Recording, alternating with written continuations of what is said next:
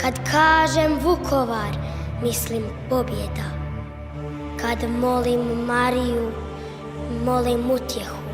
Leti živi i svemu se divi, čuvaj nebo, čuvaj kamen sivi.